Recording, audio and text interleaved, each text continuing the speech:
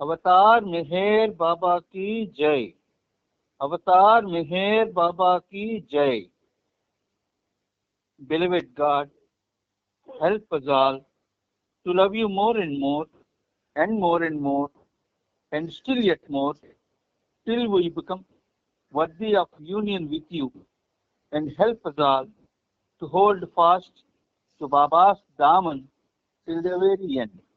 Avatar Meher Baba ki jai. Avatar Meher బాబాకి జై.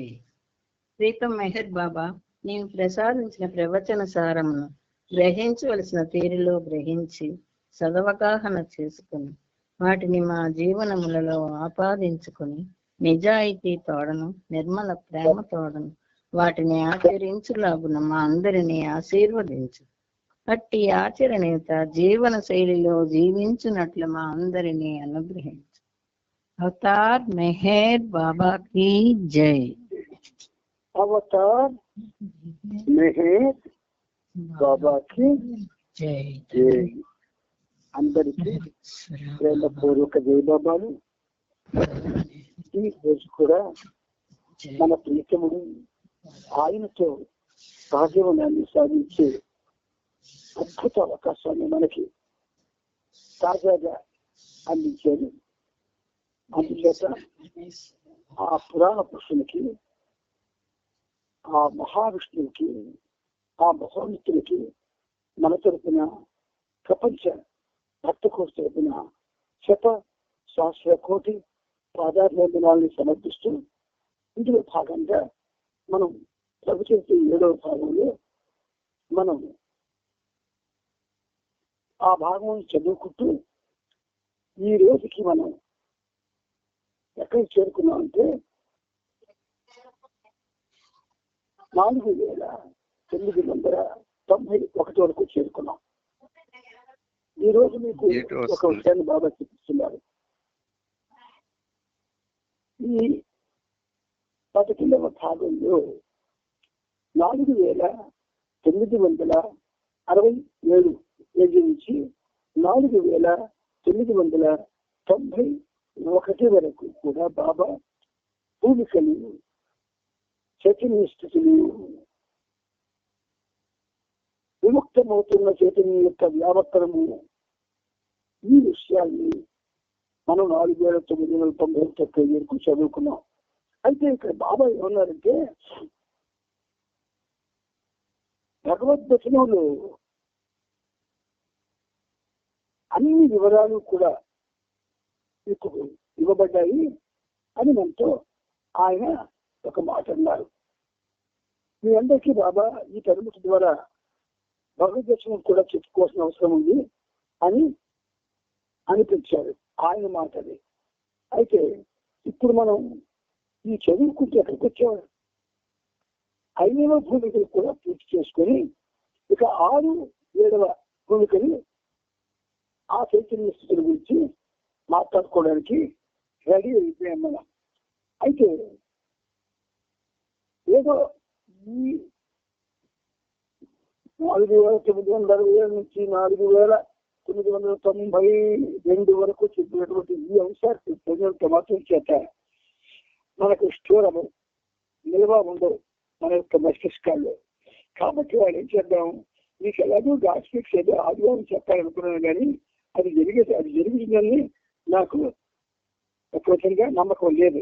కాబట్టి ఈ పుస్తకంలో మనం ఏదైతే చదువుకున్నామో దానికి ఇప్పుడే గాస్పిక్స్ లో ఉన్నటువంటి ఆ చైతన్య స్థితిని మనం తెలుసుకోవడం చాలా అవసరము. ఇది అవసరము అని బాబా చెప్పిస్తున్నారు కదా. మీకు వినాలంటే ఈ పనిముట్టు మీకు అది చెప్పిన తర్వాత, ఆ చైతన్య భూమికి చెప్పిన తర్వాత మనం అంటే ఇక్కడ పూర్తిగా ఒక 6, 7 చైతన్య స్థితి గురించి బాబా మనకి చెప్పలేదు.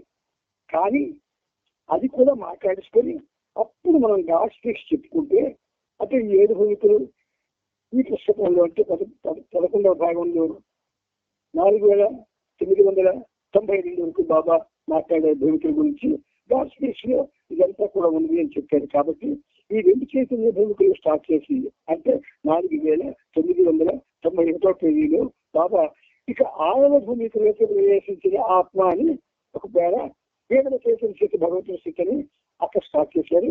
అక్కడ నుంచి మనం మన శ్రీబాబు ఆ 2 పేరాలు తర్వాత ఆ నెక్స్ట్ పేజీలో అని నీవే నా వద్దకు రాని ప్రేమికులు అంటాడానికి ఒక చదువుతాడు శ్రీబాబు. అది మీరు జాగ్రత్తగా వినండి. కొంచెం ఇది వరకటికంటే మీకు అవగాహన వచ్చింది అని కదిముట్టు అనుకుంటే అది నిజమే కదా, అబద్ధం కాదు కదా.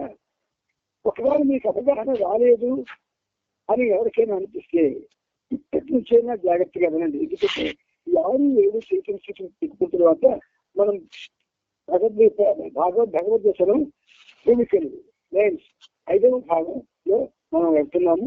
ఇవాళ చదువుకుంటున్నాము. అందరూ కూడా చాలా ప్రేమతో సావధానంగా బాబాయే చెప్పినట్టుగా భావించి వినండి. నాన్న ఇక 6వ భూమికలోకి అందరికీ చదివిన జై బాబా.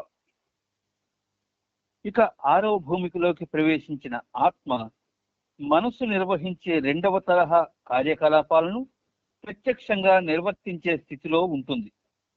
ఇక్కడ ఆత్మ మూర్తీభవించిన భావనలు, కోరికలు, ఉద్వేగాలకు ప్రతిరూపంగా వ్యవహరిస్తుంది. అంటే 6వ భూమిక అంటే 7 సప్త చైతన్య భూమికల్లో 7 పేజీలో 6వ భూమికి వచ్చిన తర్వాత కూడా ఇక్కడ ఆత్మ మూర్తీభవించిన భావనలు, ముక్తి భావనలు కావవి, మూర్తీభవించిన భావనలు అన్న మాట బాబా వాడారు. అండర్లైన్ చేసుకోండి ఆ మాట మీరు. నేను దాన్ని అండర్లైన్ చేశాను. మూర్తీభవించిన భావనలు 6వ భూమికలు అంటే మూర్తీభవించడం అంటే భావనే తానై దాన్ని అవగాహన చేసుకోవడానికి తెలుసుకోవడానికి ప్రయత్నించినటువంటి పరిస్థితి. అలాగే కోరికలు, అప్పుడే ఇంకా మన కోరికలు ఉంటాయి. తాతకుడికి, ప్రేమికుడికి. అలాగే ఉద్వేగాలు అంటే ఏమిటంటే ఒక్కసారి బీపీ వచ్చినప్పుడు ఎలాగైతే ఒక్కసారి ఉద్యోగపడతాడో అలాగే మనము కూడా ఈ చదువుకుంటూ ఉద్వేగానికి గురవుతాం. అందువల్ల ఉద్వేగాలకు భావనలు, కోరికలు ఉద్వేగాలకు ప్రతిరూపంగా వ్యవహరిస్తుంది. ఇక్కడ దృష్టిలో పెట్టుకున్నాం. నెక్స్ట్ పేర చదువునా.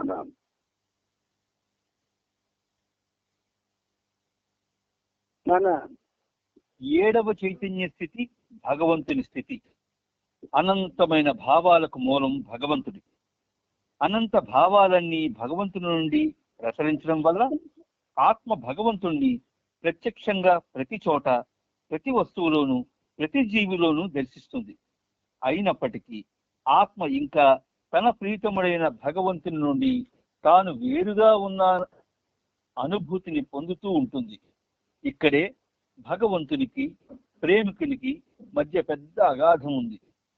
ఈ అగాధానికి ఆవల ఉన్నట్టుగా భగవంతుణ్ణి ప్రేమికుడు దర్శిస్తుంటాడు.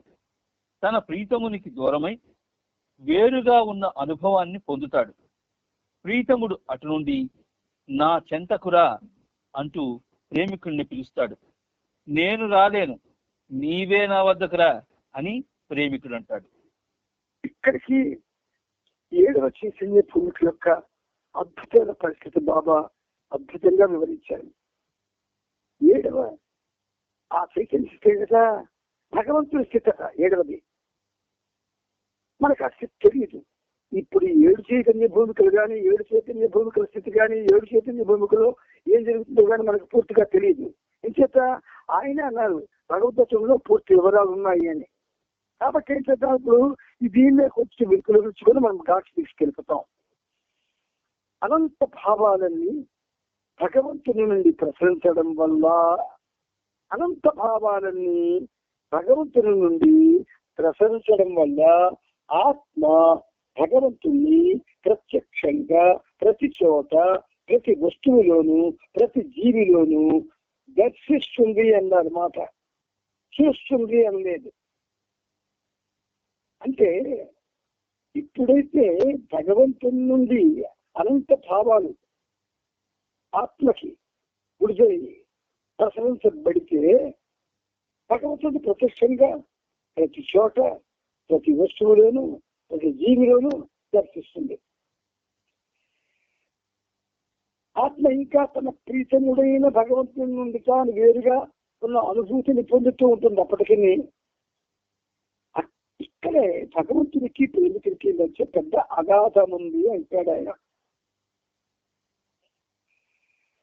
అంటే మీకు చక్కని విషయాలు బాబాయే గాస్పీక్స్ చెప్పారు. సొంత ఉదాహరణలు ఏమి చెప్పవలసిన అవసరం లేదు. ఈ అగాధానికి ఆవల ఉన్నట్టుగా భగవంతుడి ప్రేమికుడు దర్శిస్తుంటాడు. తన ప్రీతమునికి దూరమై వేరుగా ఉన్న అనుభవాన్ని పొందుతాడు. ప్రీతముడు అటు నుండి నా చెంతకురా అంటూ ప్రేమికుడిని పిలుస్తాడు. నేను రాలేను, నీవే నా వద్దకు రా అని ప్రేమికుడు అంటాడు. సప్తమ చైతన్య భూమికలో జరిగేట్టు చూసే పరిస్థితి అంటే వీళ్ళిద్దరు అంటే భగవంతుడు, బిందువాత్మ, ఈ రెండును అంటే భగవంతుడి రూపంలో ఆయన బిందువాత్మగానే ఉంటాడు. కాకపోతే చైతన్యం ఆయనది దివ్య చైతన్యం, భగవత్ మాత్రం మానవ చైతన్యం. అందుచేత ప్రేమికుడిని నా సొంతకురా అని ఆయన పిలిచినప్పుడు ప్రేమికుడు ఎదుగుతాడు, నేను రాలేను, నీవే నా వద్దకు అని ప్రేమికుడు అంటాడు. ఇక్కడ మనం ఆపుకుని మనం గాడ్స్పీక్స్ ప్రయాణం చేద్దాం. గాడ్స్పీక్స్ లో భూమికలు ది ప్లేన్స్ 5వ భూమిక, 5వ భాగం మనం ఇప్పుడు అందులో ప్రవేశిస్తున్నాము. మీరు ఏం చేస్తారంటే ఇంకొంచెం సావధానంగా, ఇంకొంచెం ఎక్కువ శ్రద్ధతోనూ ఆసక్తితోనూ మీరు వినడానికి ప్రయత్నం చేయండి. అప్పటికీ ఒకవేళ మీకు అది మాకు తెలియలేదండి అంటే ఇంకా దాన్ని కొంచెం ఆ చెప్పబడిన దాన్ని మరి కొంచెం సులువుగా మీకు అర్థమయ్యేది చెప్పడానికి బాబా నాకు అవకాశం ఇవ్వచ్చు కదా. అందుకని ఇప్పుడు గాడ్ స్పీక్స్ ఇది మనకి 65వ పేజీలో, గాడ్ స్పీక్స్ 65వ పేజీలో 5వ భాగంలో ది ప్లేన్స్ అనేటటువంటి ఈ భాగం ఉన్నది. దీనికి ఒక హెడ్డింగ్ ఉంది, విముక్తమవుతున్న చైతన్యము యొక్క వ్యావర్తనము. ఇది హెడ్డింగ్ పెట్టారయ్యా. అయితే ఇక్కడ మనం తెలుసుకోవాల్సింది ఏమిటంటే చైతన్యం ఎక్కడ రాగొచ్చింది మనిషికి. జాగ్రత్తగా వినండి, మీరు చెప్పడానికి కూడా మీకు ఈజీ అవుతుంది. చైతన్యం ఎక్కడి నుంచి వచ్చింది మనకి? ఈ మానవుడికి చైతన్యం ఎక్కడి నుంచి వచ్చింది అంటే పరిణామక్రమంలోనే వీడి ప్రయాణం ఆ సప్తదశలు దాటి ఆ దాటుతూ చైతన్యం వికసిస్తూ వచ్చేసింది. ఆ ఉపాధులని దాటిన తర్వాత రాతి నుండి మానవుడి వరకు వచ్చేసరికి సంపూర్ణ వికాసవంతమైన చైతన్యం. అంటే చిన్న ఉదాహరణ చెప్తాను. కరెంటు ఒకసారి దాంట్లో పూర్తిగా దాని యొక్క పవర్ రాదు, అప్పుడు ఎర్రగా వెలుగుతుంది. ఆ పవర్ వస్తూ పోతూ మధ్య మధ్యని తెల్లగా వెలుగుతుంది, మళ్ళీ ఎర్రగా అయిపోతుంటుంది. ఇలా ఈ పరిణామక్రమంలో ఉంటుంది. వాయు నుంచి మానవుడి వరకు ఉన్నటువంటి దశలన్నీ కూడా పరిపూర్ణమైన చైతన్య వికాస పరిధిలో మానవుడు ఉండడు. ఇప్పుడు దానికి ఇంటి బాబా మనకిప్పుడు ఇందులో చెప్తున్నారు. కొంచెం జాగ్రత్తగా ఉంటే అర్థం, ఒకవేళ మీకు అర్థం కాకపోతే ఒకటే మీకు నేను చెప్తాను. ఒకటి కాదు 10 సార్లు చెప్పమన్నా ఈ పనిముట్టుకి ఓదుకుంది. కాకపోతే మీకు 1-2 సార్లకి అర్థం అవుతుందని నాకు అనిపిస్తుంది. ఇప్పుడు ప్రారంభిస్తున్నారు బాబా. స్థూల ప్రపంచం నుండి విముక్తం అవడానికి ఆత్మ యొక్క చైతన్యము పరిపక్వమైనప్పుడు జాగ్రత్తగా చూడండి. ఇక్కడ ఆ పరిపక్వమైనప్పుడు దగ్గర విందు అని ఒక చిన్న అంకె పెట్టారు ఆయన. స్థూల చైతన్యము నుండి విముక్తం అవడానికి ఆత్మ యొక్క చైతన్యము పరిపక్వం అవుతున్నప్పుడు దాంట్లోనూ అది పరిణితి చెందుతుంది. పరిణితి చెందితే పరిపక్వం అవుతుంది. పండు ఎప్పుడు రుచిగా ఉంటే రుచిగా ఉండదు. కానీ చిన్న దానికి పరిణితి వచ్చిందంటే పసుపచ్చగా తయారవుతుంది. ఆ తర్వాత చక్కగా పరిపక్వమై పండు అవుతుంది. అలా ఈ ఆత్మ యొక్క చైతన్యం పరిపక్వం అయితే అది ఆధ్యాత్మిక మార్గంలో ప్రవేశించి అంతర్ముఖం అవుతుంది. ఇక్కడ ఎప్పుడైతే చైతన్యం అది పదకటాన్ని బంధికానాలు ఉండిపోయింది. మానవుడి తర్వాత బంధికానాలు ఉండిపోయింది చైతన్యం. ఆ బంధికానా నుంచి ఒక పాట ఉంది, ఎన్నాళ్ళు నాకిల బంధికానా ఈ జన్మలో లేదా విడుదలైనా. అందరికీ పాట వికసిస్తూ ఉన్న చైతన్యం బంధంలో ఉంటుంది. ఆ ప్రపంచం అనే బంధం నుండి విముక్తి పొందడానికి ఆత్మ యొక్క చైతన్యం ఏమవుతుంది? పరిపక్వత చెందుతూ ఉంటుంది. అది ఆధ్యాత్మిక మార్గంలో ప్రవేశించి అంతర్ముఖం అవుతుంది. ఒక సెంటెన్స్ మనం చెప్పుకున్నాం. నేను ఎవరికి అందరికీ అర్థమైందా లేదా లేదా మళ్ళీ ఆ సెంటెన్స్ చెప్పాలి అడుగు. జై బాబా, జై బాబా. అందరికీ అర్థమైందన్నా? ఎవరు రెస్పాండ్ అవ్వలేదంటే అందరూ వింటున్నారు జాగ్రత్తగా. ఏంటన్నా?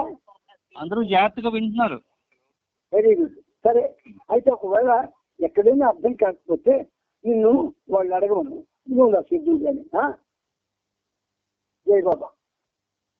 దాని యొక్క అంటే ఆత్మ యొక్క స్థూల సంస్కారాలు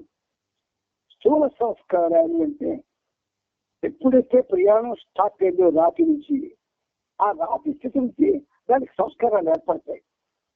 ఆ స్థూల సంస్కారాలు ఇప్పుడు తక్కువ గాఢమవుతాయి అంటున్నారు. గాఢం అవ్వాలని. కానీ ఇక్కడ విముక్తమవుతున్న చైతన్యంలో అది ఆ వ్యావర్తనంలో ఉన్నప్పుడు తక్కువ గాఢంగా తయారవుతాయి. అది పలుచన లేక సూక్ష్మమై, పలుచన లేదా సూక్ష్మమై. పలుచన అవడం అంటే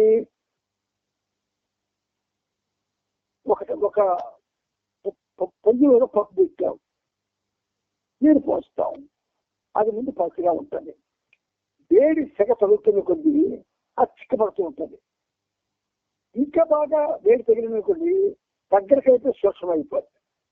ఇక్కడ మానవ సంస్కారాలు కూడా ముందు తక్కువ గాఢంగా ఉంటూ పలుచన స్థితికి వచ్చి సూక్ష్మమై తత్ఫలితంగా ఆ ఫలితంగా ఇప్పుడు ఆత్మ సూక్ష్మ చైతన్యయుతమవుతుంది.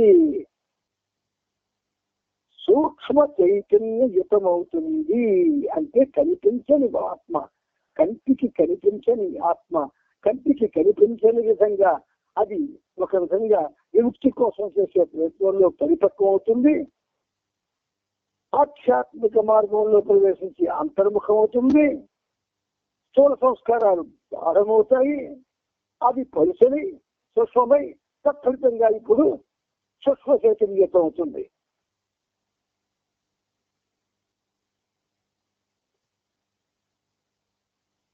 సంస్కార భారము నుండి విముక్తికై ప్రయాసపడుతుంది వ్యావర్తనము. సంస్కార భారం నుండి విముక్తికై ప్రయాసపడుతున్న చైతన్యము, దాని యొక్క ఇన్వల్యూషన్ రెండు మాటలు పరిచయం చేశారు. సృష్టి పరిణామము, సృష్టి అంతర్ముఖము. దాని యొక్క వ్యావర్తనము అంటే దాని యొక్క గమనం. ఇది మొదటి మెట్టు. విముక్తికే ప్రయాసపడుతున్న చైతన్య చెప్పే వ్యావర్తనంలో ఇది మొదటి మెట్టు. సంస్కార భారం నుండి విముక్తికి ప్రయాసపడ్డాం. ఆత్మ ఇంత డీటెయిల్డ్ గా ఎవ్వరూ చెప్పలేదు ఈ ప్రపంచంలో బాబా తప్ప. విముక్తి నొసగే యావత్తన మార్గంలోనికి మీకు బాబాయే చెప్తున్నారు. ఈ పనిముట్టుకు కూడా చేత కాదు, శక్తి లేదు, బాబాయే చెప్తున్నారు, గ్రహించండి. విముక్తి నొసగే యావత్తన మార్గంలోనికి చివరకు ఆత్మ యొక్క చైతన్యమును ప్రవేశింపజేసే స్థూల అనుభవముల పరిపక్వతకై. స్థూల అనుభవాలు ఎలా ఉంటాయి? పచ్చిగా ఉంటాయి. బాగా పచ్చిగా ఉన్న కాయ ఎలాగైతే ఉంటాయో అలాగే ఉంటాయి స్థూల అనుభవాలు. అయితే ఈ మార్గంలో మొదటి మెట్టులో ఆ చైతన్యాన్ని ఆత్మ యొక్క చైతన్యాన్ని ప్రవేశింపజేసే ఆ స్థూల అనుభవాలు ఏవైతే ఉన్నాయంటే స్థూలంగా పొందినవి, అది పరిపక్వతకై అంటే పొందడానికి మానవ ఉపాధులు అనేక జనన మరణ చక్రములు దోహదం చేయవలసి ఉంటుంది. ఈ జనన మరణాలన్నీ కూడా పుట్టుక చావు అనేవి ఆ చైతన్యాన్ని ప్రవేశింపజేసే స్థూల అనుభవాల పరిపక్వత్వం.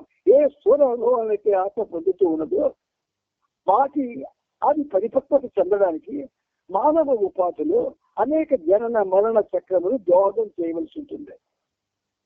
ఎందుకు జననాలు, ఎందుకు మరణాలు అంటే ఆ జననానికి మరణానికి కారణం తగ్గ చెప్తున్నారు ఆయన. స్థూల ఉపాధులు అది పరిపక్వ చెందాలి. అనుభవంలో స్థూల అనుభవంలో పరిపక్వ చెందాలి. అప్పుడు అనేక జనన మరణ చక్రముల దోహదం చేయవలసి ఉంటుంది.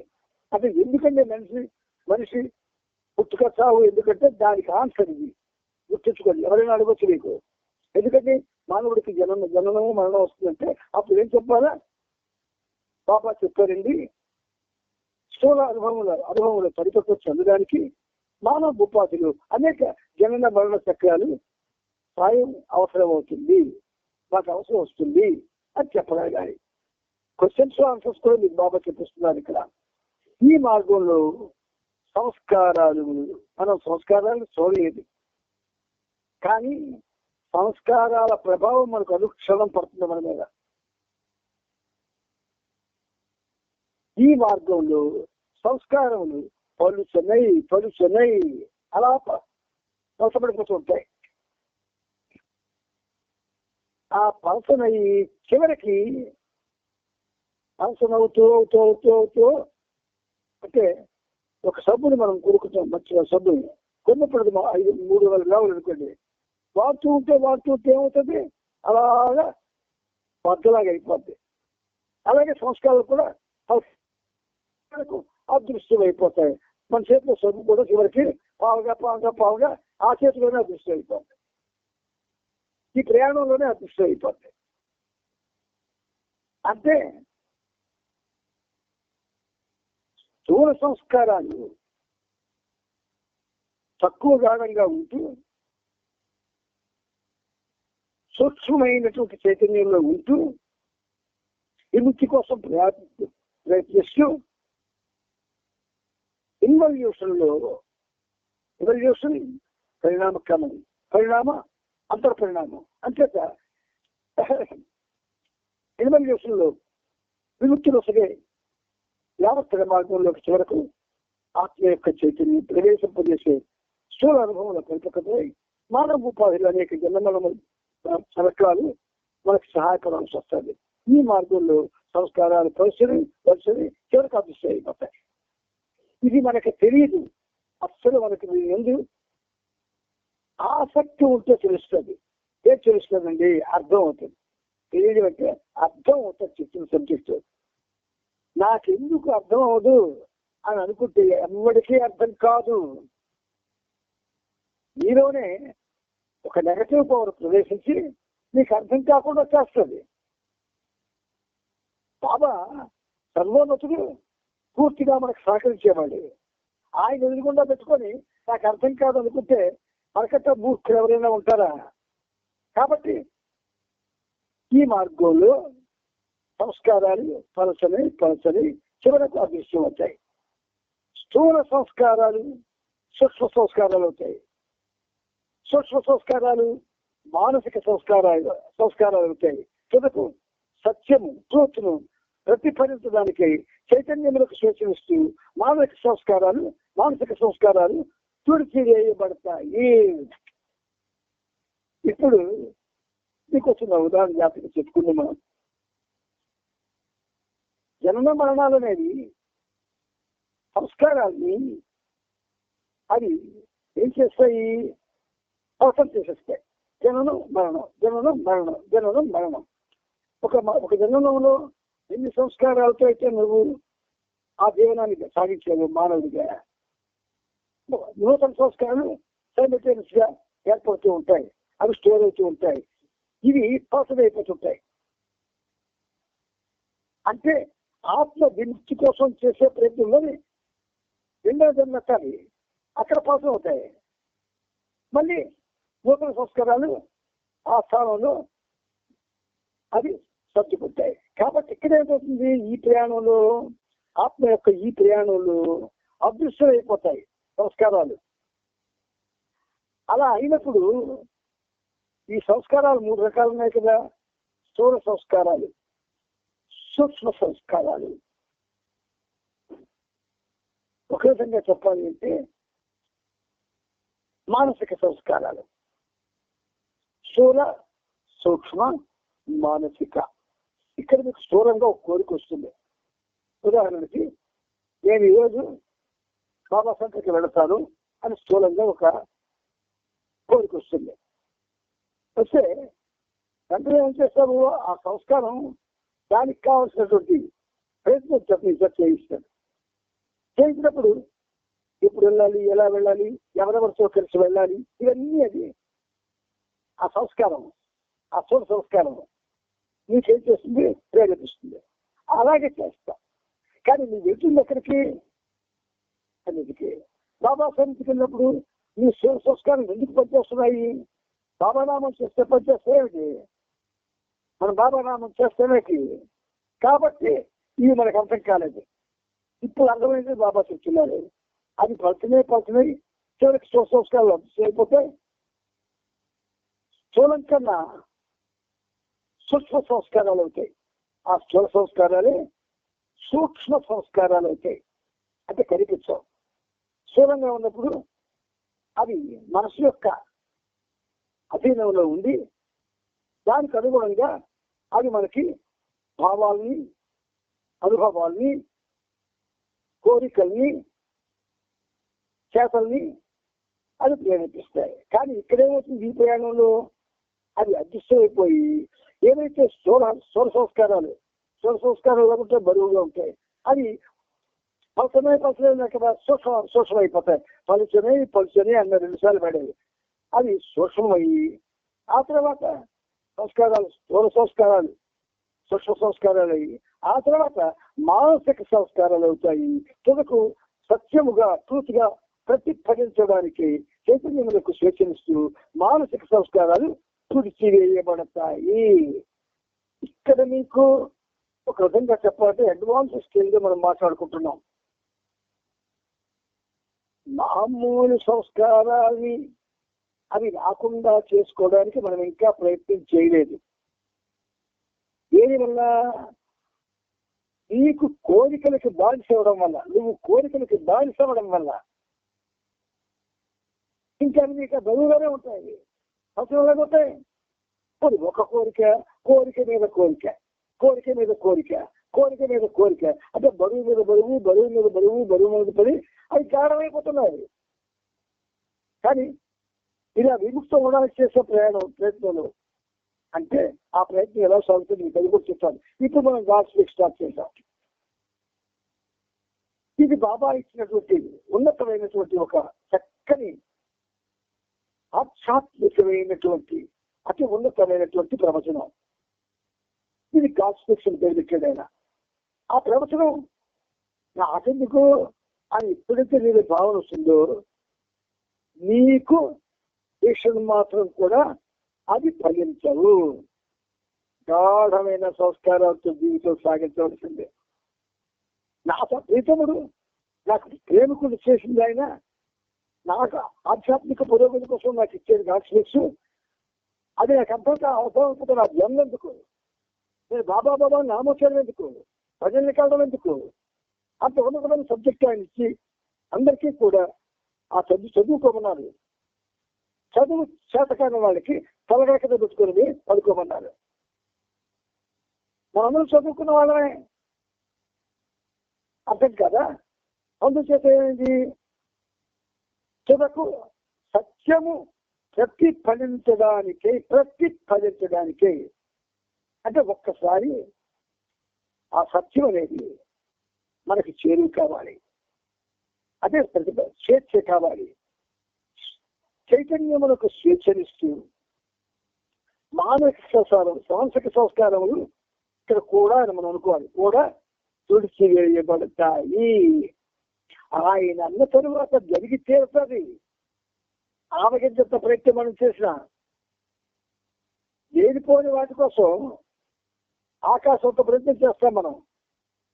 ఇక దానికోసం జీవితం అంతా ప్రయత్నం చేసినా తప్పు లేదు.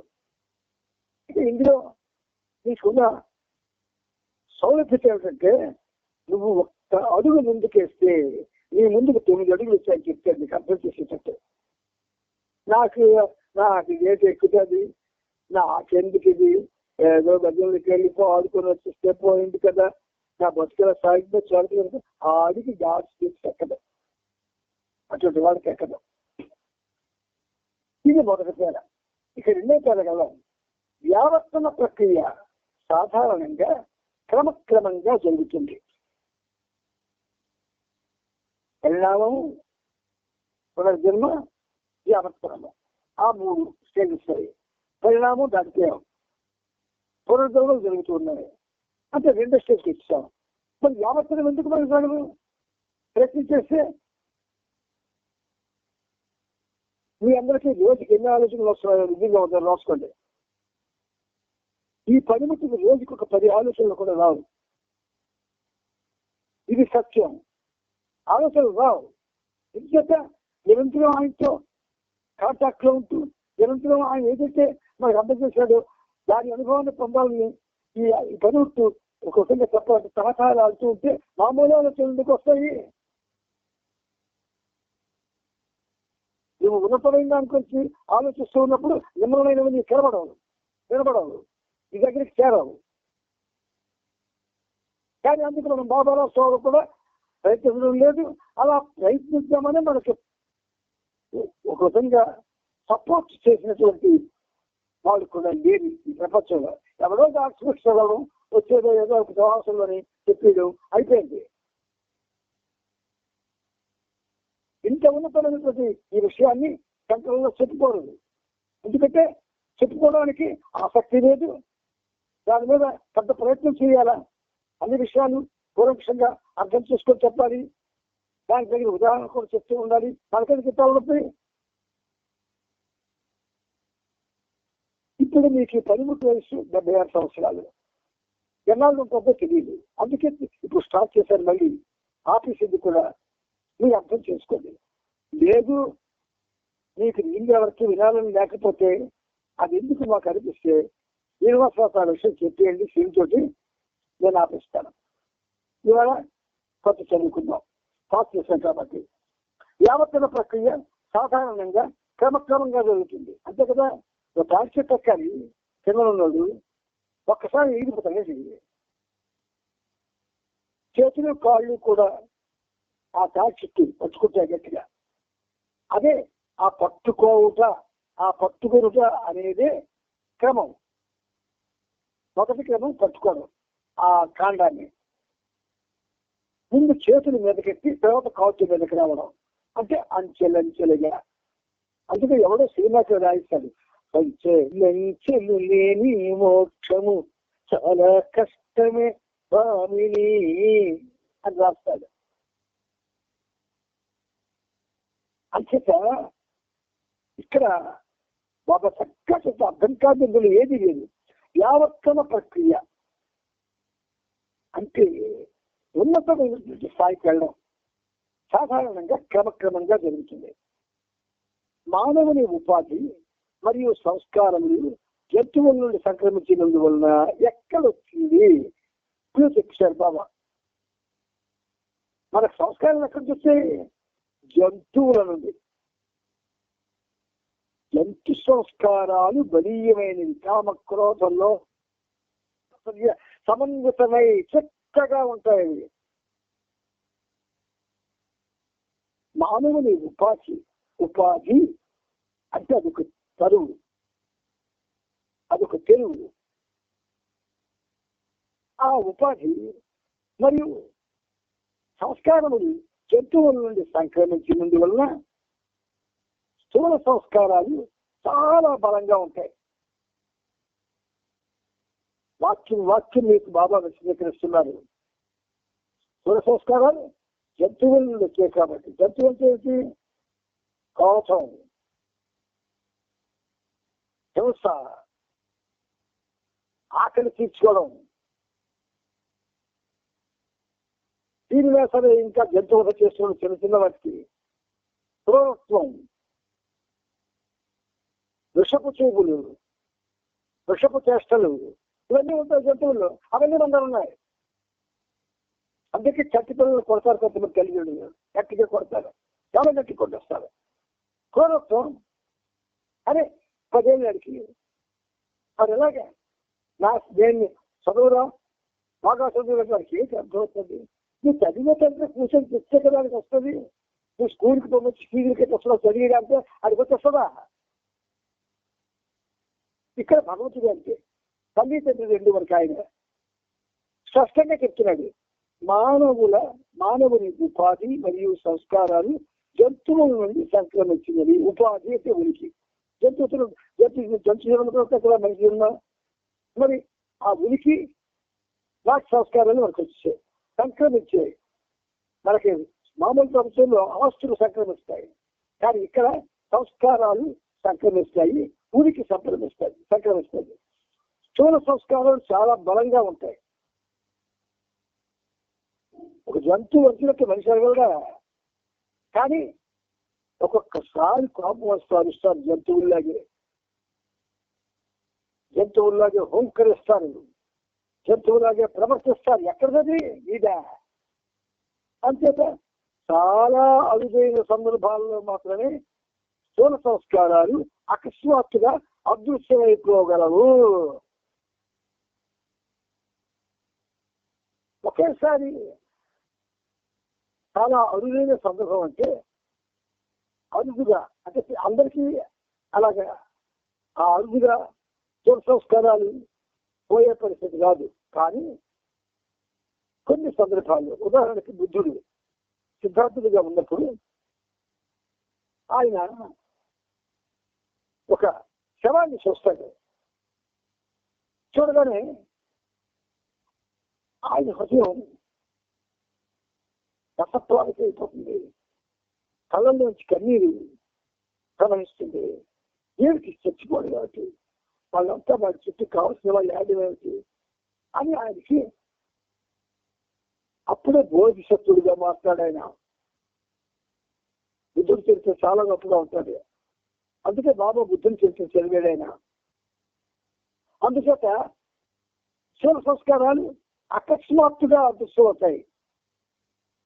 చూడండి, ఇంట్లో అధికారం చెలాయించేసి భార్యని బిడ్డల్ని శాసించేసి ఎవరికి ఎదురైనా ఇవ్వకుండా చాలా నీచిగా ప్రవర్తించే భర్తలు ఉంటారు.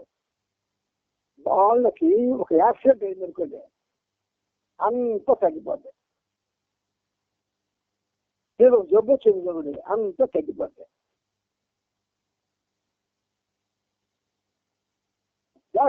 చదవకూడదు అంతా తగ్గిపోతాయి. మరి స్థూల సంస్కారాలు అంత బలీయంగా ఉంటాయి. కాబట్టి మనం బాబా ప్రేమికులు కాబట్టి మనకి మనం అవకాశం ఇస్తే, అంటే బాబా నామం చేసుకుంటూ నిరంతరం బాబాతో కానీ ఉంటే బాబా నామం శక్తివంతమైంది. ఆయనతో ఉండడం అదృష్టం. ఆ ఉన్నందువలన, ఆ ఉండడంలో నిజాయితీ ఉంటే, ఆ ఉండడంలో సంపూర్ణ ప్రేమ ఉంటే, ఆ ఉండడంలో మరి ఏ ఇతర ఆలోచనలు లేకుండా ఉంటే, ఆ ఉండడంలో మరి ఏమి ఆశించకుండా ఉంటే, కేవలం ఆయన కోసం నేను జీవిస్తాను అనేటువంటి తపన ఉన్నప్పుడు అకస్మాత్తుగా స్థూల సంస్కారాలు అదృశ్యమైపోగలవు. ఆత్మ యొక్క విముక్తమైన చైతన్యము ఎప్పుడైతే అవి అదృశ్యమైపోతాయో చైతన్యం అది స్వతంత్రాన్ని పొందుతుంది. స్వాతంత్రం వస్తుంది. దానికి విముక్తి అంటే స్వాతంత్రం వస్తుంది. పరమాత్మానుభవాన్ని అప్పుడు పొందుతుంది. చాలా సింపుల్ గా చెప్ప చూడండి, ఒక్క పేరాలో. అయితే మళ్ళీ అక్కడ చిన్న క్లాస్ పెడుతున్నారు బాబా. స్థూల సంస్కారములు పొలుచునై బ్రాకెట్లో ఆ విధంగా సూక్ష్మ మానసిక సంస్కారములుగా మార్పు చెంది అప్పుడు పూర్తిగా అదృశ్యమైపోవడమే సర్వసాధారణంగా జరుగుతూ ఉంటుంది. సర్వసాధారణంగా ఏం జరుగుతుంది? పరమాత్మానుభవం పొందక ముందు ఆ స్థూల సంస్కారాలు పంచలు అయిపోతాయి.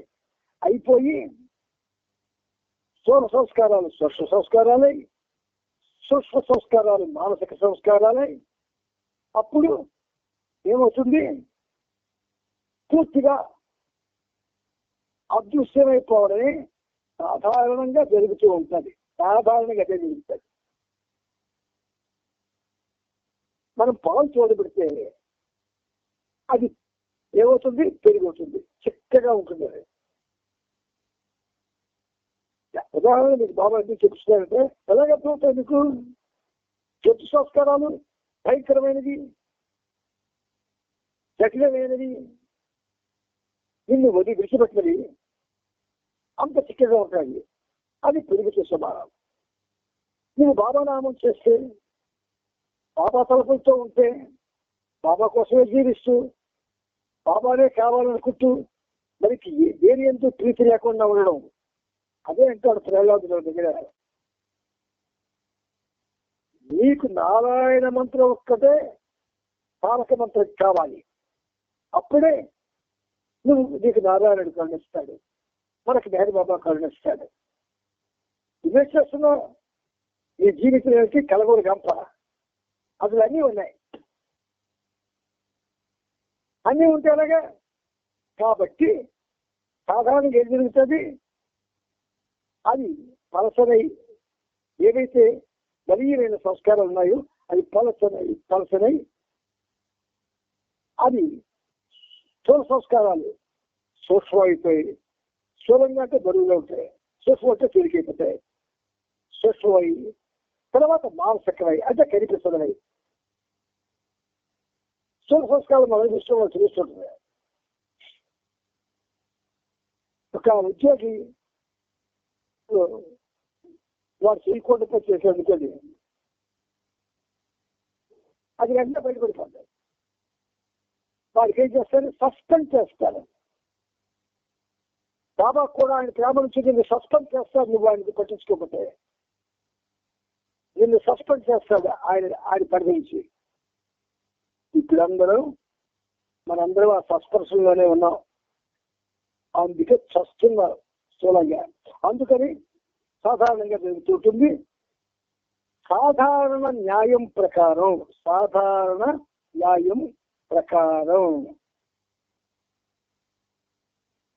గృహోన్ముఖ ప్రయాణాన్ని ప్రారంభించి ఇక్కడ జాగ్రత్తగా వినండి. మనది సాధారణ న్యాయం ప్రకారం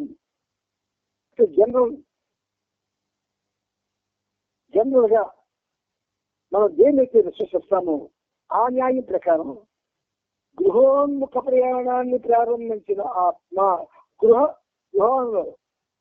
గృహోన్ముఖమై అంటే ఒక ఇంటి వారి, ఒక ఇంటిదారి వాళ్ళ ప్రయాణం ప్రారంభించిన ఆత్మ తాను అంధకారంలో దారి తప్పిన వారి వలె సంచరించిన స్థూల ప్రపంచములకు మరలి రాదు.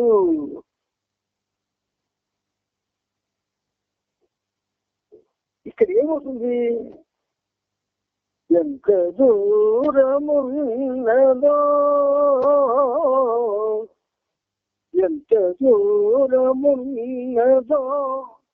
ఎరుగను నా ప్రేమ ఇల్లు, ఇంటి మీద కలిగి దీక్ష కంటి మీద కునుకుపోయే జనన మరణ జన్మలనేది తనువు మదిలి పవనురేను గడచిపోవు చుండెనో కడ ఎరుగని దిగులు తోడ మరచితిన మందిరంబు.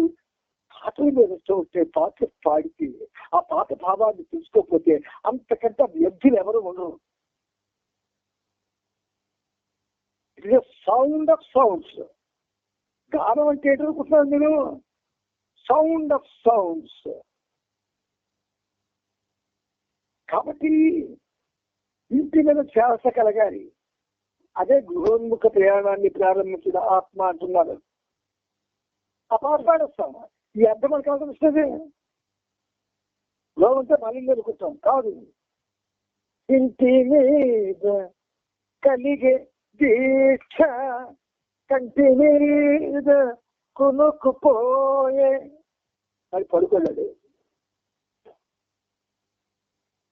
అందుచేత గృహోన్ముఖ ప్రయాణాన్ని ప్రారంభించిన ఆత్మ తాను అంధకారంలో దారి తప్పిన వారి వలె సంచరించిన స్థూల ప్రపంచానికి మరలి రాదు. స్థూల ప్రపంచం మనం నేర్చేసింది తప్పుతో పట్టించేసింది. తాత్కాలిక ఆనందానికి, తాత్కాలిక సంతోషాలకి, తాత్కాలికమైనటువంటి కోరికలకి, తాత్కాలికమైనటువంటి అనుభవాలకి, అసలైనటువంటి జీవన మార్గానికి మనల్ని బలి చేసింది మానవ జీవితం. అందుచేత ఎప్పుడైతే నువ్వు ఇంటి మీద నీకు తీసుకోగలుగుతుందో అంటే నువ్వు మానవుడిగా ఉన్నావంటే లేవు, హిందూ ఆత్మది. హిందూ ఆత్మ దగ్గరికే కలుగుతుంది. గుర్తుంచుకోండి, నేను సీతని, నేను రాముని, ఫలానా నేను ఫలానా ఐదింటి చూస్తాను తిరిగేంతకాలం ఇది రాదు. నేను నీ దాసుడి బాబా, నువ్వు నన్ను ప్రేమికుడు అన్నావు కానీ నేను కాను. ఎందుకంటే నేను నిరంతర ప్రేమించడం లేదు, నీకోసం నిరంతరం నేను వినపడడం లేదు, నీకోసం నేనేమీ త్యాగం చేయలేదు. నా కాలాన్ని కానీ, నా కోరికల్ని కానీ, నా అవసరాల్ని కానీ, నా వ్యసనాల్ని కానీ నేను అందుకోలేదు. ఏదో నీకు ఆ గన్నుడితో పాటు జాగ్రత్తగా బదిలీ చేసుకుంటూ నీకు బాబా అంటున్నాను, నేను అంటున్నాను అంటే ఇంటి మీద చేసుకోగలిగినట్టేది. ఇంటి మీద పక్కన దృష్టి పడిపోయినట్టే నెగ్లిజెన్స్ విజన్ అది పడిపోతుంది. ఎప్పుడు బాగుపడతాం? అది జత దండలతో వస్తుంది. కాబట్టి ఇందులో ఎన్ని చెప్తున్నాడు చూడండి ఆయన. తాను గృహోన్ముఖ ప్రయాణాన్ని ప్రారంభించిన ఆత్మ అంటే ఇంటి మీద కలిగి, అప్పుడు ఆ కలిగినప్పుడు తాను అంధకారంలో దారి తప్పిన వాని వలె సంచరించిన స్థూల ప్రపంచానికి మరలి కాదు. అంటే అక్కడి నుంచి స్థూల ప్రపంచంతో కనెక్షన్ కట్ అవుతుంది.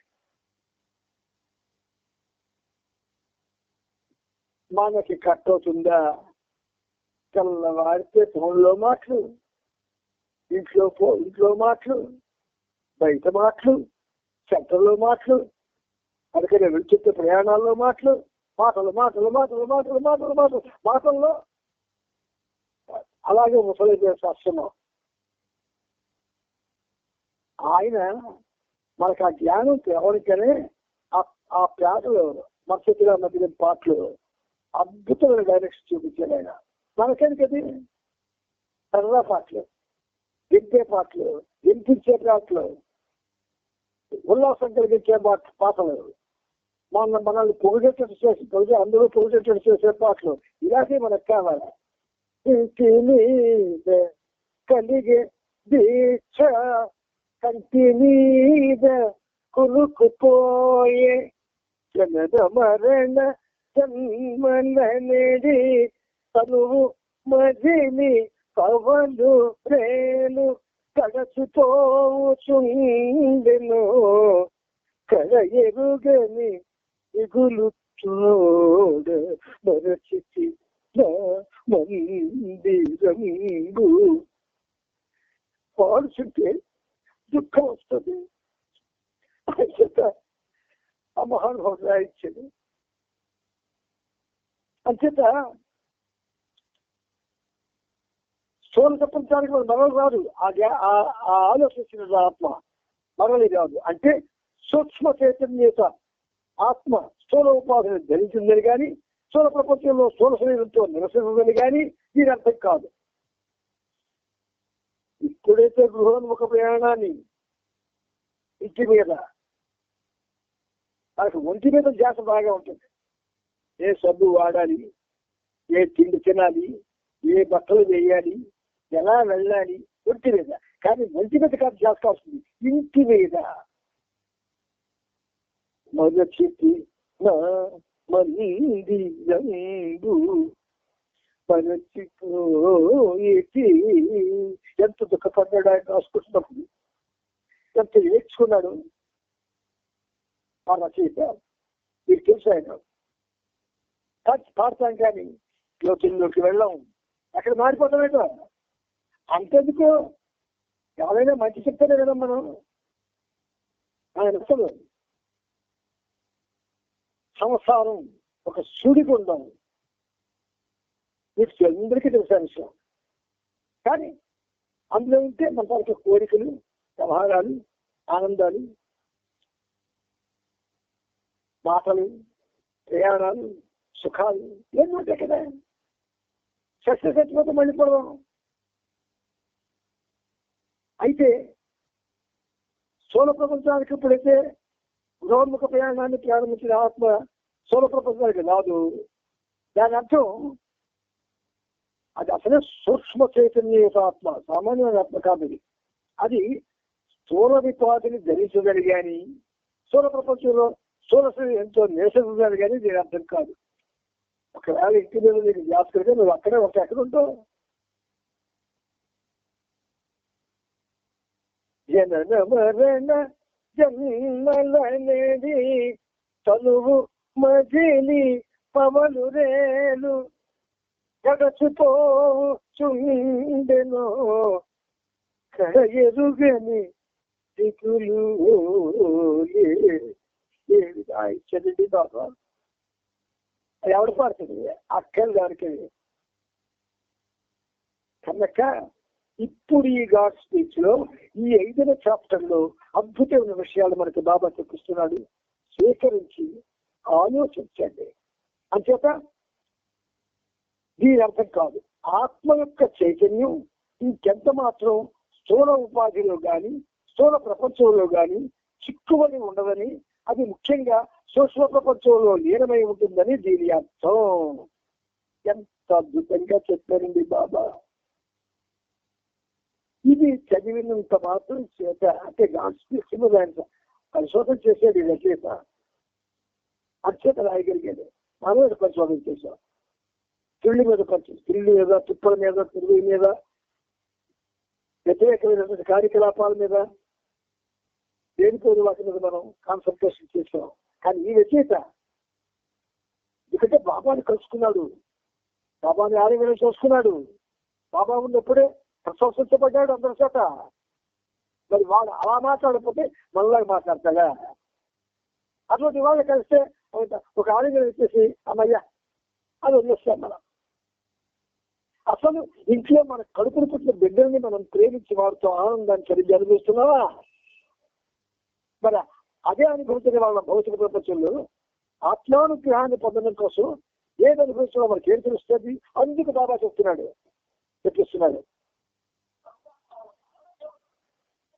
సాధారణ న్యాయం ప్రకారం ఆత్మ మొదట స్థూల ప్రపంచంతోనూ సాధారణ న్యాయం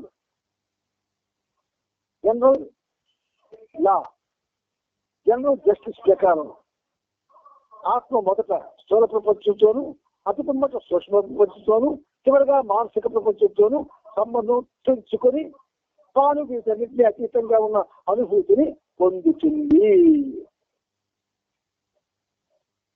గుర్తుంచుకోండి, బాబాయ్ చెప్పిస్తున్నాడు మీకు. వింటే వింటామనండి, లేదంటే సీన్తో చెప్పేయండి. ఇది మీకేమైనా అర్థం కాని పరిస్థితిలో ఉంటే తప్పకుండా ఆపిస్తాను నేను. ఎందుకంటే నా ఆరోగ్యం బాగలేకపోయినా మీకోసం కొంచెం శ్రమ పడేటట్టు చేస్తున్నాడు ఆయన. కాబట్టి ఇప్పుడు మనకి టైం దగ్గర పడుతుంది. ఇప్పుడు మనం వినదేమిటో దాని మీద ఒక ముఖ్యసరిగా 3 మాటలు బాబా చెప్పిస్తారు. మొదటిది, మానవ జన్మ ఎక్కిన తర్వాత మీకు ఏమిటి మానవ జన్మ, ఎందుకు ఈ జనన మరణాలు అన్న ఆలోచన రావాలి. ఎవరికి వచ్చినా అది అదృష్టవంతులే. అలా వచ్చిన తర్వాత ఎప్పుడైతే వాడు బాబా ప్రేమికుడిగా మలచబడతాడు, వాడికి ఈ స్థూల ప్రపంచంలో నేనే చేస్తున్నాను, ఎందుకు నా పనులు నాకేమైనా నా ఉన్నతలకు నేను వెళ్ళడానికి నా పనులు నాకు సహకరిస్తాయా, ఉపయోగపడతాయా అని ఒక ఆలోచన రావాలి. అప్పుడు ఆ పనుల్లో మంచి చెడ్డ మనం తెలుసుకుంటాం. బాబా చెప్పిన మెసేజెస్ ఉన్నాయి కాబట్టి ఆ మెసేజెస్ చేసినప్పుడు తప్పకుండా మనం చేసే పనులు పరిమాణాలు పనులని మనందరికీ అర్థమవుతుంది. అప్పుడు ఏం చేస్తాం, ఆ స్థూల ప్రపంచాన్ని విడిచిపెట్టేస్తాం, ఆయనతో కాంటాక్ట్ పెట్టుకుంటాం. ఎంతసేపు అండి బాబాతో కాంటాక్ట్ అనుకుంటుంది. నిజాయితీగా చెప్తున్నాను మీ అందరికీ, 24 గంటల్లో 20 గంటలు బాబాతో ఉంటుంది ఈ పని. 20 గంటలు ఏం చేస్తుంది, ఏం చేయదు, బాబా బాబా అనుకుంటుంది. మీకు ఒక ఈ సహదేవుడు ఒకటి పెట్టారైనా దానికి ఒక పనిముట్టుగా నా కర్తవ్యం ఈ పనిముట్టు నిర్వహిస్తుంది అంటే. ఒక్కసారి మన చేతుల మంది పాత అందరం తీసి పుస్తకాలు దాచేస్తాం, అది తీసేసే పాడుకుంది. మీకు గమ్యం ఏమిటో మార్గం ఏమిటో తెలుస్తుంది. అందువల్ల ఈ రోజు బాబా మనకి ఈ 66వ పేజీలో, అంటే 65లో స్టార్ట్ చేసాం, 66వ పేజీ ఆత్మ యొక్క చైతన్యము ఇంకెంత మాత్రము స్థూల ఉపాధిలో కానీ స్థూల ప్రపంచంలో కానీ చిక్కుపడి ఉండదని, అది ముఖ్యంగా సూక్ష్మ ప్రపంచంలో లీనమై ఉంటుందని దీని అర్థం. సాధారణ న్యాయం ప్రకారం ఆత్మ మొదట స్థూల ప్రపంచంతోనూ అటు మొదట సూక్ష్మ ప్రపంచంతోనూ చివరిగా మానసిక ప్రపంచంతోనూ సంబంధం తెచ్చుకొని తాను వీటన్నిటికీ అతీతంగా ఉన్న అనుభూతిని పొందుతుంది. అంటే ఇక్కడ ఆపుకుంటున్నాం మనం ఇవాళ గాడ్ స్పీక్స్. ఇక్కడ అతీతంగా ఉన్న అనుభూతిని పొందుతుంది అన్న దగ్గర అక్కడ మనం ఇవాళ చేసుకొని ఇక్కడ ఆపుకుందాం. ఆపుకుంటే మనం మళ్ళీ రేపు మళ్ళీ మనం చదువుతున్నటువంటి ఆ 11వ భాగంలో ఉన్న విషయాన్ని మళ్ళీ ఒకసారి చదువుకొని అప్పుడు మళ్ళీ ఇలా రోజు అది ఇది మనం కొంచెం చెప్పుకోవడానికి ప్రయత్నించేద్దాం. అయితే దానికి ముందు మీకు చాలా సిన్సియర్ గా ప్రేమతో ఒకటే కోరుతున్నాను. ఇప్పుడు మనం గాస్పిక్స్ లో ఉన్నది మీకు అర్థమైతే, సిరిబాబుతో అర్థమైంది, కంటిన్యూ చేయమని చెప్పండి. లేదా మామూలుగా ఏదైతే చెప్పుకున్నామో అదే చెప్పుకోవడానికి మనం ప్రయత్నించేద్దాం. అవతార్ మెహర్ బాబాకి జై. నాన్న టైం అయిపోయింది. జై బాబా. అవతార్ మెహర్ బాబాకి జై. ఆ గ్రూప్ లో అందరూ మెసేజ్ పెట్టేయండి. ఏనా గ్రూప్ లో మెసేజ్ పెట్టమని చెప్తున్నాను అందరికి. ఏమని?